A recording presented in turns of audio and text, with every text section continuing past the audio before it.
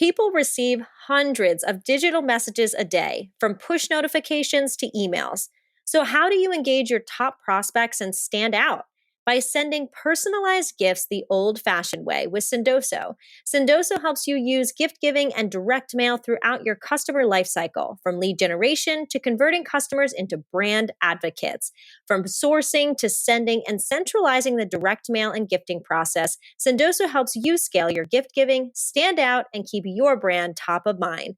Visit sendoso.com to learn more. You're listening to B2B Growth, a daily podcast for B2B leaders. We've interviewed names you've probably heard before, like Gary Vaynerchuk and Simon Sinek, but you've probably never heard from the majority of our guests. That's because the bulk of our interviews aren't with professional speakers and authors. Most of our guests are in the trenches leading sales and marketing teams. They're implementing strategy. They're experimenting with tactics. They're building the fastest growing B2B companies in the world. My name is James Carberry. I'm the founder of Sweetfish Media, a podcast agency for B2B brands, and I'm also one of the co-hosts of this show. When we're not interviewing sales and marketing leaders, you'll hear stories from behind the scenes of our own business. We'll share the ups and downs of our journey as we attempt to take over the world. Just kidding. Well, maybe. Let's get into the show.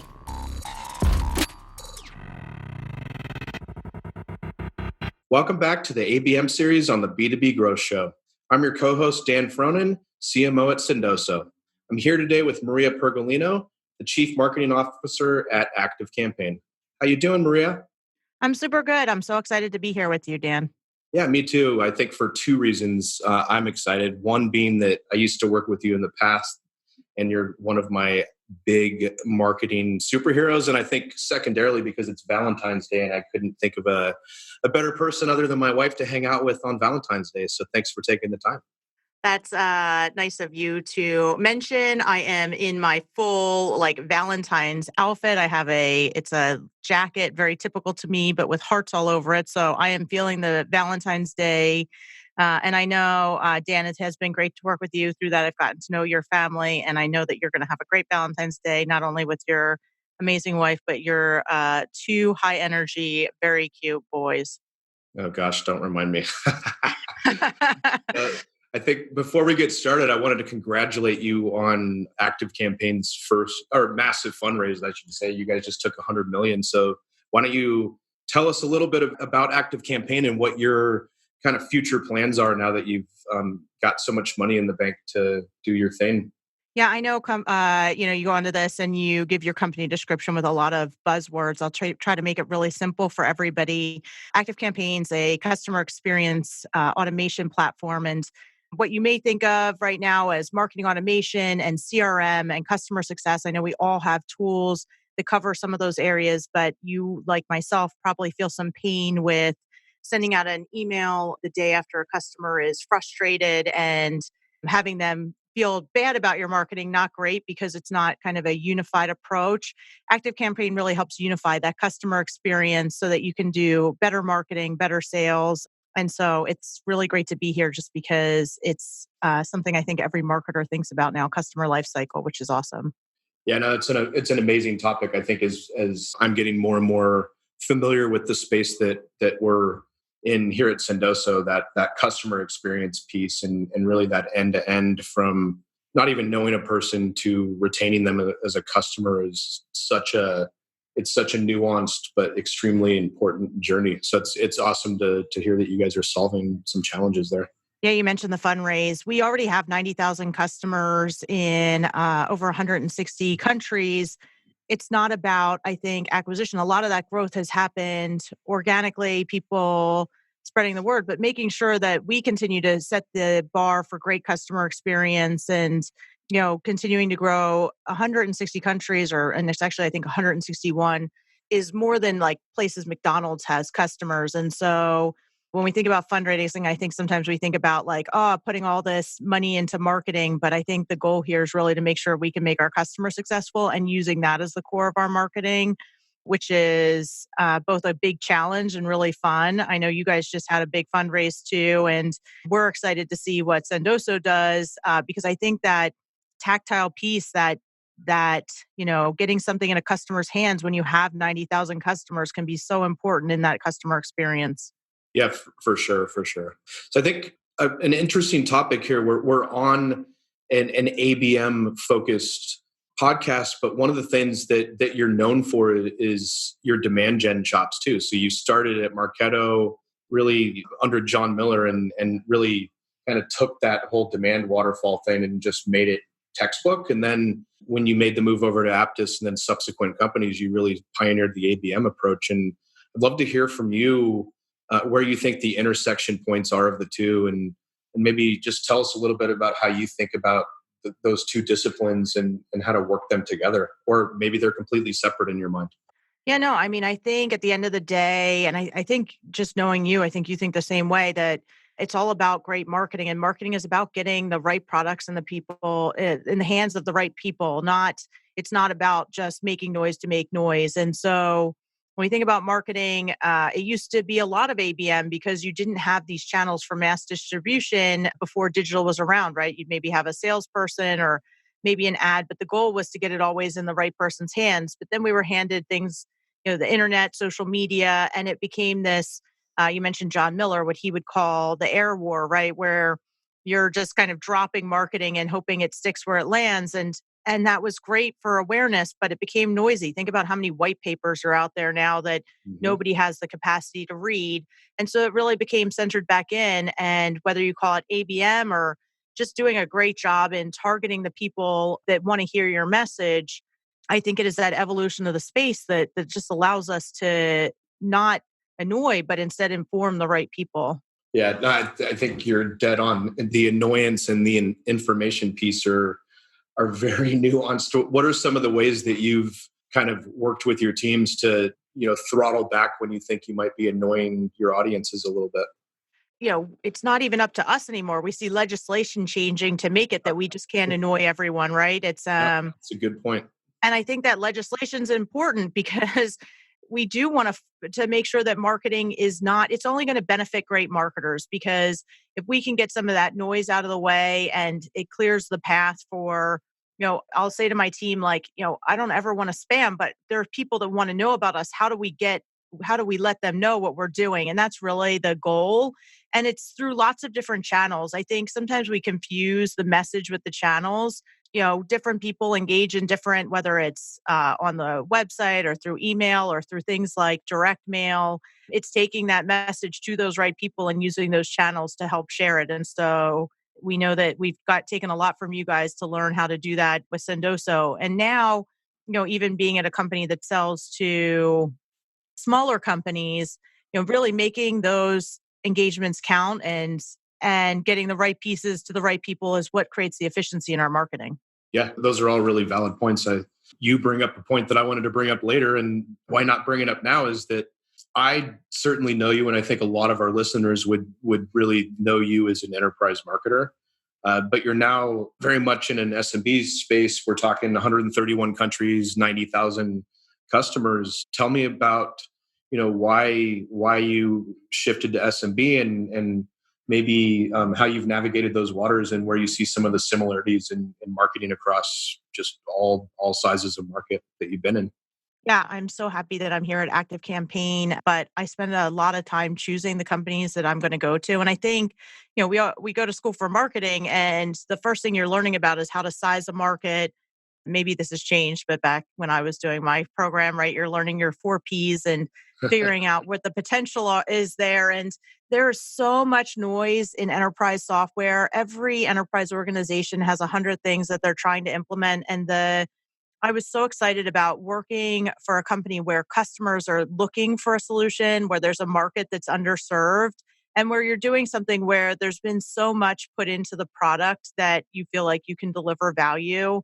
I would definitely recommend to any marketer considering an opportunity, don't just think about who the boss is. I actually think sometimes it's great to have a hard boss or, somebody who is very different than you. But do things like customer reference. Make sure you're reading the reviews. Don't just read the Glassdoor reviews. See what the customer's saying and use that to choose an opportunity. And it was clear to me, even before ActiveCampaign, that I wanted to go somewhere where there was lots of white space where people weren't going, oh, how am I going to do all of this? But where they were saying, I need to do something. And the SMB market offered that. And then ActiveCampaign was a solution that was really relevant. Customer experience is something I think we all think about. And so I thought it was a great opportunity.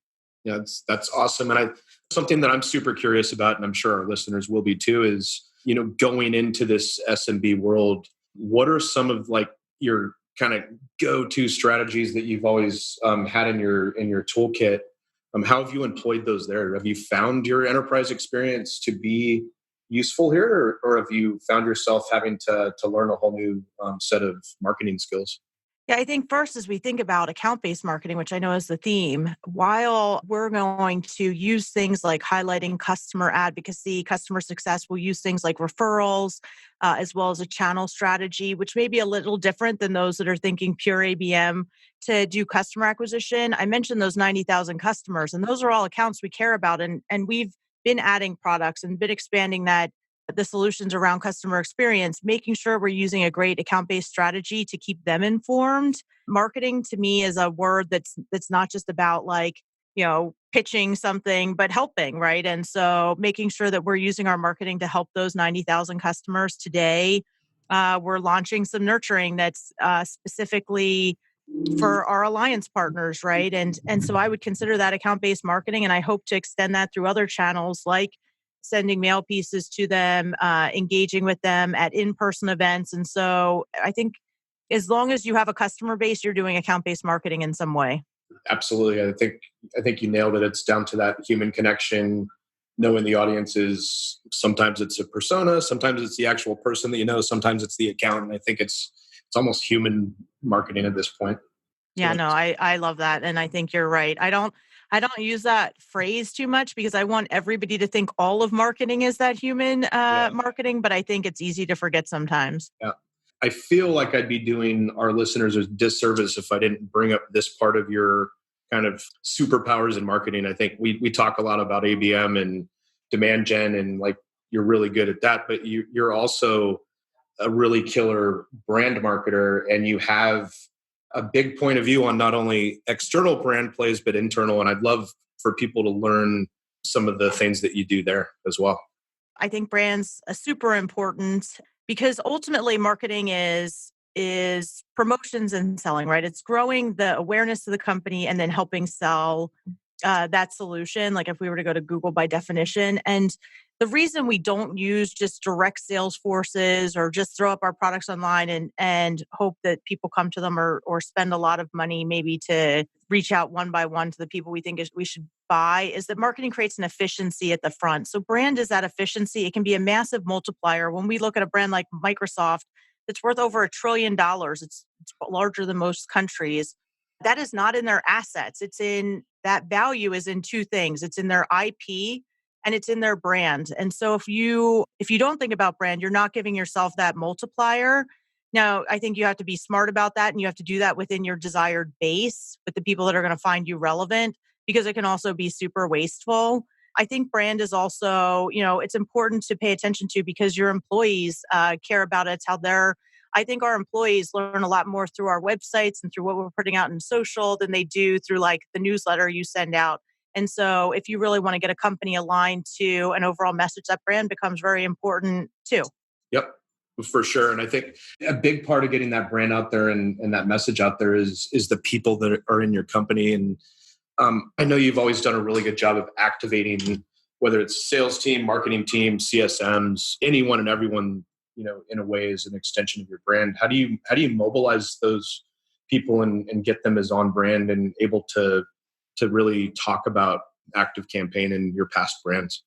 Yeah, I think first of all, it all comes down to message, and you have to be careful with that because sometimes that message that we think we have perfect is a bunch of buzzwords.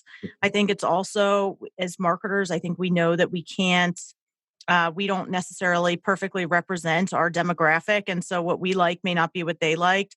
I was super impressed this morning. I was going through some emails. I was behind as I often get. And as you would know, Dan, and it was, I had an email from another CMO and they said, hey, we're considering updating our messaging. Can you read through these and let me know what you think? And bonus points if you send back some edits. And I was like, wow, like how great just to like use your network to help with solidifying that message. And so like I love this idea that we're all in it together, and hopefully somebody hears this and then pings you for help, and then pings me for help, because I do think we do it together. And then I think beyond that, like just at the end of the day, like I just mentioned we had 90,000 customers, but let's just say I was at a company where that was more enterprise. Let's say we had let's say it's a smaller company. Let's say it's 10 marketers. Let's say it's 100 employees or 200 employees. And let's say it's 2,000 customers and another couple hundred partners. Like if you're counting on 10 people to spread the word about your whole company, that's really hard. But if you add in then those other 90 employees, you add in those other 2,000 customers, and they're all carrying that forward too. Like that's what gives your brand. Like you cannot be successful at brand if you are just counting on your marketing team. You'll never get there. 100%. I couldn't say it better myself, and I almost want to shout it from the mountaintops right now. I think something that we were talking about a little bit earlier in the conversation is the word and the topic of content. And I'd love to hear from you. Now that we've shifted from this demand gen, or even in some ways like evolving past account-based and into really, customer lifecycle marketing and really caring about the entire journey end to end. How's the definition of content changed to you and the delivery of said content? Yeah, I mean, I think it all goes back to what we've been saying about having to really make it relevant and appropriate for your audience. There is so much noise that it really has to stand out and be useful. I think it can't be just about us. It has to be pain-based. I think the other thing is, as much as we want to think about ourselves as growth marketers and growth hackers, and I do brand or I do demand, I think what makes the marketers that have a lot of success great is they think, it's not just about having one superpower. I know, Dan, you are known for your demand marketing, but I also know you have great strength in putting product marketing together, looking at content, being that thought leader. And I think that's what makes, it has to be more than just that one discipline, because marketing is not just about adding a bunch of things together. What gives you that bigger effect is being cohesive across all of it. And so what I'd say about content is not only does it have to be strong, it has to be like woven through all of the marketing you're doing and aligned to a single message, which takes good leadership and team members that don't just think within their single role. That's a really good point. One of the things that I would love to unpack a little bit is what kind of things do you do as a leader of a marketing function to make sure that everyone is thinking beyond their silo and crossing party lines, if you will? Oh, I like that question, but I feel like I should ask you that because I've driven you crazy with this, right? Being on the team. What's some of the things that you do that maybe, or that we've done in other companies that do that? I'm sure you have such a good answer here. Yeah, no, I mean, it's funny because I think to your point, when I served under your leadership, it was a little nerve-wracking sometimes when you're like, oh my gosh, I have to update this entire team, but I need to do my job and yada, yada, yada. And then when you kind of go into your own function and you start managing a team that's growing, you realize how critical it is to stop the presses every single week and have half the team do an update so that the other half can learn and chime in and know what's truly going on. And then the other week, make sure that other side is doing the same so that you have integrated marketing. And 100% agree with you. And that's how I run it now. Because if you're not connected in that way, then you're actually not going to get that holistic experience for your customer, and it's going to look disjointed, and you're going to waste all your resources. Yeah, it's interesting. You made me think about, so I've been a part of these fast growing teams, and so you're constantly hiring. And so I interview a lot of people who are maybe at smaller companies that are excited to join a company that's larger, but also ones that are a larger company. And from larger organizations, I'm almost always hear like, it's so siloed, where there's 5 different groups and we're each sending an email the same day, and like how that opens the door for other brands to take that market away from them. I believe that marketing is the front of the ship. I believe if you don't have it right, that it's hard to have anything else in the company right. Like if you're doubting that your importance in the organization, like push on that leadership, because marketing done well becomes the most important thing in a company. And I love marketing because of that. Like I want to go to work feeling like what I'm doing is important And I feel that here, not just in getting new customers, but helping educate our current customers, having a relationship with our partners, and at a scale of 90,000 customers and like almost 10, it's probably between 5 and 10,000 partners. I don't know the exact number, but you can't do that one-on-one. So you really have to make your marketing count to have that impact. But when you do it well, it feels so good. You feel like you're making such an impact. And so if you're a marketer that doesn't feel that way about your job, like chase that because it feels so good when it's happening. Yeah, I couldn't agree more. I think we try to instill. And we have to pause this interview because you've agreed with a lot. And I feel like when we work together, it was like I would go to you to disagree with me. So Yeah, and I don't know what's happened here. I think Valentine's Day has really affected you. I know I've got these hearts that just in my eye right now. So. I'm glad we're doing it today because normally you'd be pushing on me, telling me where you disagreed with me. This is a great day to do. This will be a call out to anybody invited to do this podcast. Do it on Valentine's Day with Dan. He's very agreeable. Well, actually, this is a call out to our listeners, though. I do fundamentally believe that part of a really good, like, director of demand gen, director of events, whatever you are to a CMO or a VP of marketing, or even a CMO to a CEO, part of your job is to point out blind spots and weak spots so that you can be as good as possible. That's why you're hired in the first place. And I think that that's probably why we had that relationship at the time, because I wanted to make sure that you were always going to be as good as you are. No, I totally agree with that. Like we all make each other better. And the cool part about marketing is that it's a lot of functional expertise. So like there is no day that I will be better at SEO than the person that leads our SEO, and no day that I will be better at events than the day than the event person, right? And so you really do have to count on each other as a team, which really makes it fun and you learn so much. And I love it. I love it too. Last question for you is I want to talk a little bit about making big strategic bets versus trying to do everything. I feel like we've touched on it the entire time, but what is your definitive statement and how you would just tell everyone to be thinking about that? Yeah, I mean, it's like I call it peanut butter marketing or peanut butter things. Like if you just have to do everything, you're going to do everything okay, and you're not going to have that differentiation in market. You have to choose some places where you're going to go big.